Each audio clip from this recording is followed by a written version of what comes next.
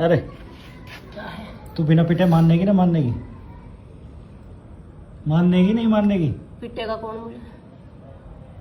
कौन पिटेगा मुझे? और किसको मैंने इतना हक दे दिया? कोई मेरे पे आके हाथ उठावा या मेरे माँ बाप ने इतना हक दे दिया किसको जाओ हमारी लड़की के हाथ उठाइयो तुम, ना हमारी लड़की को मारियो तुम? किसने दिया इतना हक? तो इस जुबान को कम भी चला कर हैं। तो ये जुबान तो सबकी इतनी चला है। अब तुम अपनी जुबान देख लेते। एक बार तुमने आके क्या कही, पिटेगी क्या नहीं पिटेगी? अब इस वर्ड का मैं क्या मतलब निकालूं? है ठीक है, ऐसा है।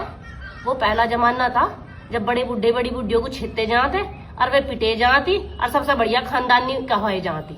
अब भाई बहुत खानदानी है, इतनी पिटे छिटे जब भी यही रह रही है। हमारे बस की ना है, ऐसे नाम की जरूरत नहीं हमें, ना हमें ऐसे खानदान के नाम की जरूरत। अब जो पिट छिट के फिर हमारे खानदान का जब नाम बनेगा, कोई बहुत बढ़िया खानदानी रोज पिट रही है, छित रही है और जब रह रही है, समझ गए? वे जमाने तो लद लिए। और ज्यादातर मर्दों का तो चुल भी इसी बात की रहा, दर्द भी इसी बात करा कि औरतें अब पिटती क्यों नहीं? एक थप्पड़ मार दिया तो तलाक कैसे होगा? अरे भाई तुम किसी पे हाथ उठा कैसे सको? थारी हिम्मत कैसे पड़े किसी की धी बेटी पे हाथ उठाने की? तुम हो कौन उस पे हाथ उठाने वाले? कतई अन्नदाता ही बन गए। अरे तुम अपने हिस्से का काम कर रहे हो, वो अपने हिस्से का काम कर रही है। ये जो जुबान हो ना, ये घर बसा दे, घर उजाड़ भी दे, तो इसको जो कंट्रोल जो रखें। सोच हो ना दिमाग की, जो घर बसा भी दे और घर बर्बाद भी कर दे। जैसा भी हाथ उठाने वाली बात बताई ना, एक बार हाथ उठा लो और फिर काटियो तुम चक्कर।